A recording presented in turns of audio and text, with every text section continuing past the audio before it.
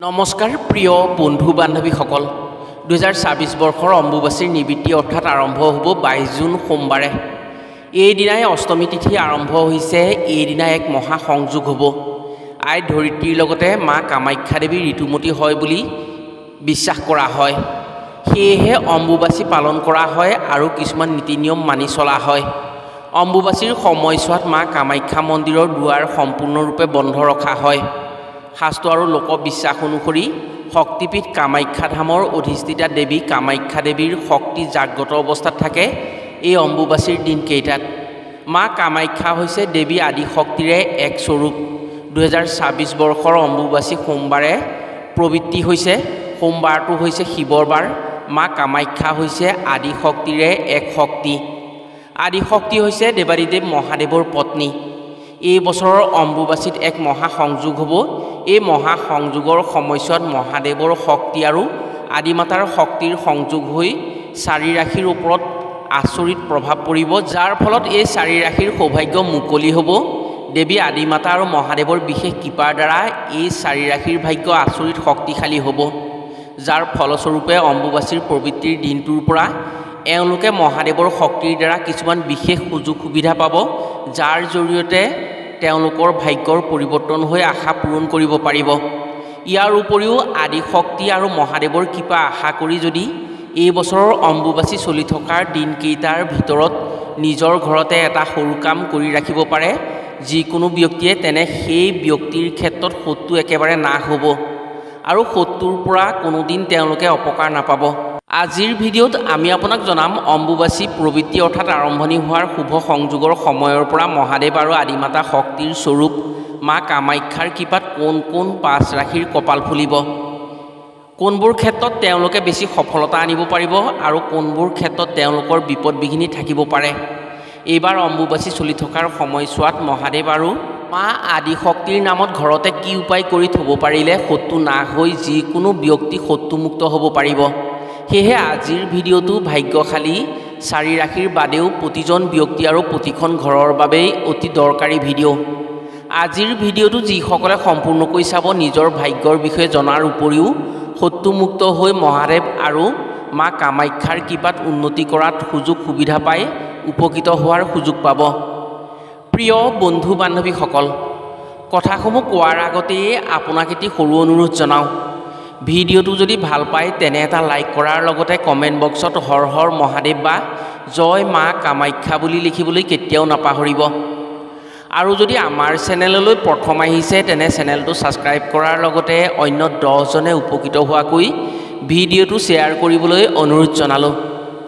প্ৰথমে অম্বুবাচীত কৰা শত্ৰু নাশৰ উপায়ৰ বিষয়ে জানো আহক। এই উপায় কৰিবলৈ আপোনাক কোনো তন্ত্ৰ মন্ত্ৰ বা নীতি নিয়মৰ আৱশ্যক নাই। মাত্ৰ যাৰ শত্ৰু বেছি তেওঁ অম্বুবাচীৰ 3 দিনৰ ভিতৰত এই উপায় কৰি ৰাখিব পাৰিলেই হ'ল। শত্ৰু একেবাৰে শূন্য হৈ পৰিব। মা আদি শক্তিৰ বগলামুখী মাৰ কৃপাত শত্ৰু মুক্ত হৈ পৰিব আপুনি। উপায়টো কৰিবলৈ আপোনাক এটা গোল নেমু লাগিব আৰু এটা গজাল বা লোৰ পিন লাগিব। যদি উপায়টো 22 জুন সোমবাৰে ৰাতি 9:10 পাছত কৰিব পাৰে তেনে অতি শুভ হয়, কাৰণ এইদিনা ৰাতি 9:10 অম্বুবাচীৰ সংযোগ হ'ব। আপুনি এটা গোল নেমু ল'ব, তাত অকণমান সেন্দুৰ সানি ল'ব। গোটেই গোল নেমুটোতে সেই সেন্দুৰকণ সানি আপুনি ৰঙা কৰি ল'ব। ইয়াৰ পাছত মনৰ পৰা মা কামাখ্যা আৰু মহাদেৱক ভক্তি কৰি মা বগলামুখীৰ নাম 3 বাৰ উচ্চাৰণ কৰি লোৰ গজালটোৰে নেমুটোত শত্ৰু নাশ বুলি লিখি ওম নমঃ শিৱায় বুলি কৈ গজালটোৰে সেই নেমুটোৰ তলফালৰ পৰা 3 খোজ মাৰি দিব। নেমুটোত আপুনি যেতিয়া খোজ মাৰিব তেতিয়া মহাদেৱৰ নাম স্মৰণ কৰিব, কেতিয়াও নাপাহৰিব। মহাদেৱক স্মৰণ কৰি ওম নমঃ শিৱায় বুলি কৈ পেলাইহে খোজকেইটা মাৰিব।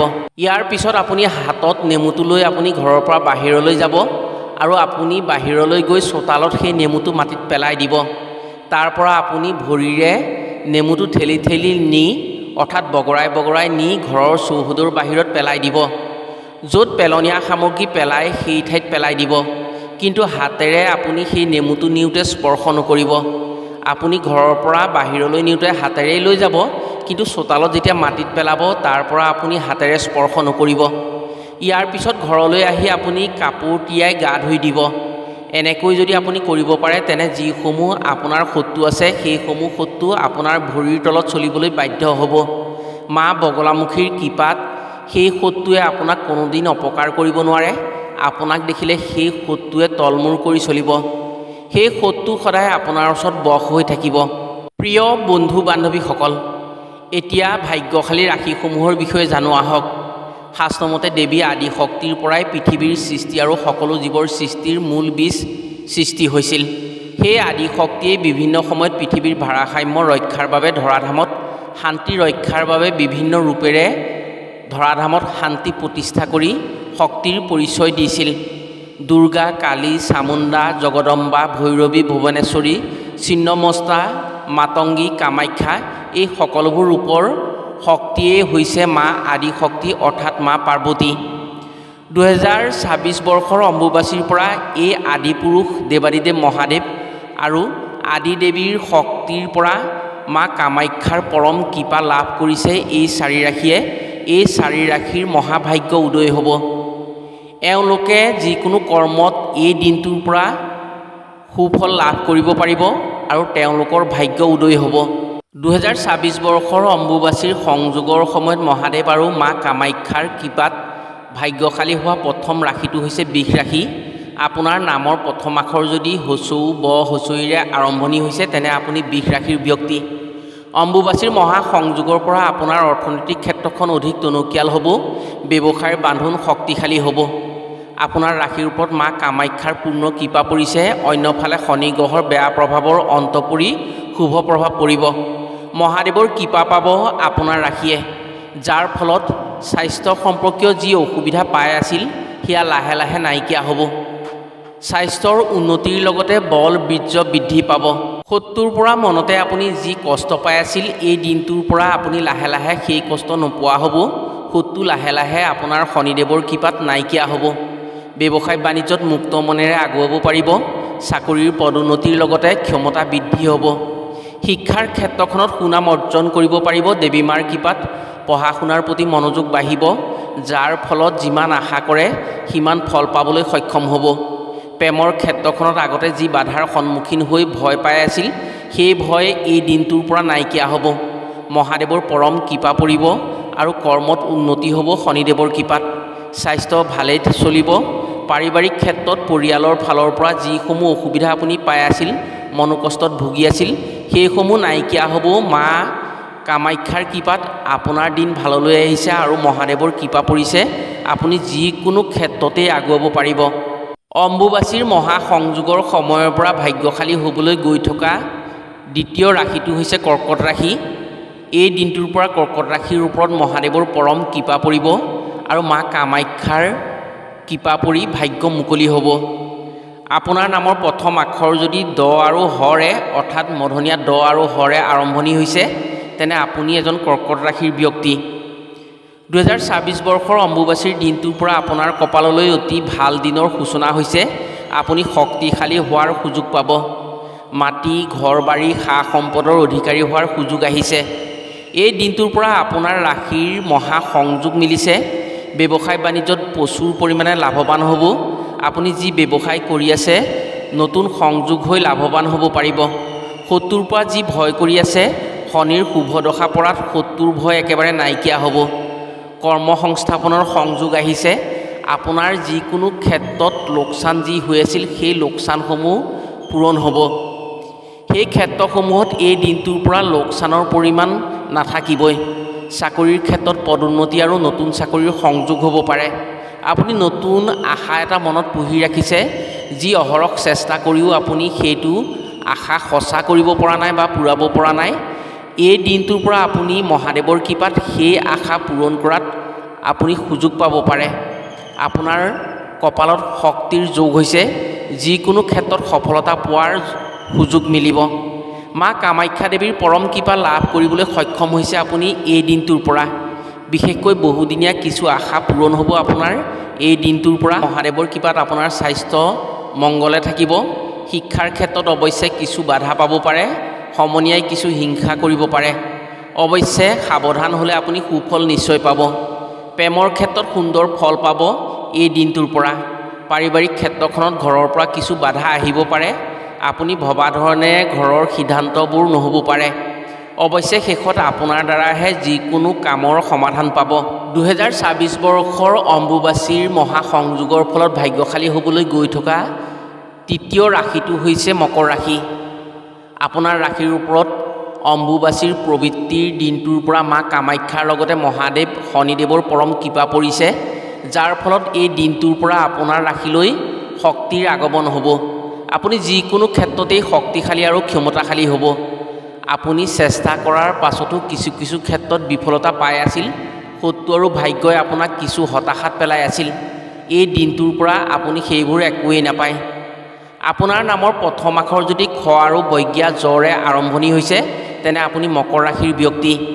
দেৱী শক্তিৰ লগতে মহাদেৱৰ পৰম কৃপা আপোনাৰ ওপৰত পৰিব। শনিৰ শুভ দশা আপোনাৰ লগত থাকিব। এই দিনটোৰ পৰা ভৱিষ্যতৰ দিনত ভাগ্যই ইমানেই আপোনাক সহায় কৰিব, আপুনি যিকোনো ক্ষেত্ৰতেই আগবাঢ়িব পাৰিব। শনিৰ শুভ প্ৰভাৱত শত্ৰুৱে একো অনিষ্ট কৰিব নোৱাৰে আপোনাক। ব্যৱসায় বাণিজ্যত প্ৰচুৰ পৰিমাণে লাভৱান হ'ব পাৰিব। ব্যৱসায়ত ক্ষমতা বাঢ়িব। আপোনাৰ মন মগজুৱে শক্তিশালী সিদ্ধান্তত উপনীত হ'ব পাৰিব। আপোনাৰ ব্যৱসায়ৰ ক্ষেত্ৰত শত্ৰুৱে হিংসা বা বিদ্বেষ ভাৱ লৈ যিকোনো অন্যায় কৰিব নোৱাৰিব। শনিৰ পৰম কৃপা পৰিছে এই দিনটোৰ পৰা। শত্ৰুৱে আপোনাৰ ওচৰত হাৰ মানিবলৈ বাধ্য হ'ব। শত্ৰুৱে শত্ৰুতাৰ ভাৱ এৰি মিত্ৰতাৰ সুৰুঙা বিচাৰিব। চাকৰিৰ ক্ষেত্ৰত আপোনাৰ নৱসংযোগ আহিব পাৰে। এই দিনটোৰ পৰা পদোন্নতি হোৱাটো নিশ্চিত হ'ব। হাতলৈ ক্ষমতা আৰু শক্তি আহিব। নতুন চাকৰিৰ পূৰ্ণ সম্ভাৱনা আছে। এই দিনটোৰ পাছৰ পৰা মা কামাখ্যাৰ পৰম কৃপা পৰিব, যাৰ ফলত আপুনি মা কামাখ্যাৰ কৃপাত যিকোনো ক্ষেত্ৰতেই সফলতা দেখুৱাব পাৰিব। মা কামাখ্যাৰ কৃপাৰ উপৰিও মহাদেৱ আৰু শনিদেৱৰ পূৰ্ণ কৃপা সংযোগ হৈছে আপোনাৰ কুণ্ডলীত। শিক্ষাৰ ক্ষেত্ৰত সুনাম আনিবলৈ সক্ষম হ'ব। প্ৰেমত প্ৰভুত্ব খটুৱাব পাৰিব। পাৰিবাৰিক জীৱনত সুখ শান্তি লাভ কৰিব পাৰিব। স্বাস্থ্যৰ ক্ষেত্ৰত কোনো ধৰণৰ অসুবিধা নাপায় এই দিনটোৰ পৰা। অম্বুবাচীৰ দিনটোৰ পৰা মা কামাখ্যা আৰু মহাদেৱৰ কৃপাত শক্তিশালী হ'বলৈ গৈ থকা চতুৰ্থ ৰাশিটো হৈছে কুম্ভ ৰাশি, যাৰ নামৰ প্ৰথম আখৰটো গ তলপীয়া শ দন্তীয়া শৰে আৰম্ভণি হয়। তেওঁলোক কুম্ভ ৰাশিৰ ব্যক্তি হয়। আপোনাৰ ৰাশিৰ ওপৰত বাবা ভোলানাথৰ লগতে শনিদেৱৰ কৃপা পৰিছে। শনিদেৱ সন্তোষিত হৈছে। মা কামাখ্যাৰ পূৰ্ণ কৃপা পৰিছে, যাৰ ফলত আপোনাৰ যিকোনো ক্ষেত্ৰতেই সফলতা আহিব। নতুন নতুন কামৰ সংযোগ হ'ব পাৰে আপোনাৰ ক্ষেত্ৰত। আপুনি ক্ষমতাশালী আৰু শক্তিশালী হোৱাৰ সুযোগ আহিব পাৰে। এই দিনটোৰ পৰা আপোনাৰ ক্ষেত্ৰত এনে কিছুমান সুযোগ সুবিধা আহিব, যাৰ ফলত আপুনি ধন টকা পইচাৰ ক্ষেত্ৰখনত যথেষ্ট টনকিয়াল হ'ব পাৰিব। লটাৰী বা অনলাইন ব্যৱস্থাৰে অধিক ধন সম্পদ আহৰণ কৰিব পাৰিব আৰু সুযোগ সুবিধা পাব। সাৱধানে আগবাঢ়িলে শক্তিশালী হ'বলৈ সক্ষম হ'ব আপুনি। ব্যৱসায়ত এই দিনটোৰ পৰা অধিক লাভৱান হ'ব পাৰিব। কোনো শক্তিশালী ব্যৱসায় প্ৰতিষ্ঠানৰ পৰা কিছু সা সুবিধা পাব পাৰে আপুনি। সা সুবিধা পাই আপুনি আগবাঢ়িব পাৰিব। যিসকল লোকে অভিনয় সংগীত খেলা ধূলাৰ লগত জড়িত হৈ আছে, তেওঁলোকে কিছু সুবিধা পাব এই দিনটোৰ পৰা। মাতা কামাখ্যাৰ কৃপাত এই ব্যক্তিসকলে অৰ্থাৎ এই ৰাশিৰ ব্যক্তিসকলে নিজক জিলিকাব পাৰিব। নিজৰ কৰ্মদক্ষতাৰ বাবে সন্মান বুটলিবলৈ সক্ষম হ'ব। ঘৰুৱা শত্ৰুৱে যি মনোকষ্ট দি আছিল, তাৰ পৰাও আপুনি পৰিত্ৰাণ পাব পাৰিব। আৰু শনিৰ কৃপাত আপুনি কৰ্মত উন্নতি কৰিব পাৰিব। পঢ়া শুনাৰ ক্ষেত্ৰত আপুনি যথেষ্ট সুবিধা পাব। সুন্দৰ ফলাফল দেখুৱাবলৈ সক্ষম হ'ব। স্বাস্থ্যৰ ক্ষেত্ৰত বিশেষ অসুবিধা নাপায়। মোটামুটি ভালেই পাৰ হ'ব এই দিনটোৰ পৰা আপোনাৰ স্বাস্থ্য। প্ৰেমৰ ক্ষেত্ৰত কিছু মতানৈক্য আহিব। পাৰিবাৰিক জীৱনত সন্তানৰ পৰা মনত কিছু দুখ পাবলগীয়া হ'ব পাৰে। পতি পত্নীৰ মাজত মৰম প্ৰীতি বাঢ়িব। প্ৰিয় বন্ধু বান্ধৱীসকল, অম্বুবাচীৰ মহাসংযোগৰ সময়ৰ পৰা এই চাৰি ৰাশিয়ে বিশেষ ধৰণে সুযোগ সুবিধা পাব মহাদেৱ আৰু মা কামাখ্যাৰ কৃপাত। এওঁলোকে বহু ক্ষেত্ৰতেই সুযোগ সুবিধা পাই আগবাঢ়িব পাৰিব। আশা কৰিছোঁ মা কামাখ্যাৰ কৃপাত সকলো ৰাশিৰ ব্যক্তিয়েই নিজৰ আশা পূৰণ কৰিবলৈ সক্ষম হ'ব আৰু তেওঁলোকে নিজৰ সুখ শান্তি লাভ কৰিব পাৰিব। আজিলৈ ভিডিঅ'টো ইমানতে সামৰিছোঁ। পুনৰ অন্য এটি ভিডিঅ'ৰ জৰিয়তে লগ পোৱাৰ আশাৰে আজিলৈ আহোঁ। সকলো ভালে থাকক, সুস্থ থাকক। ধন্যবাদ।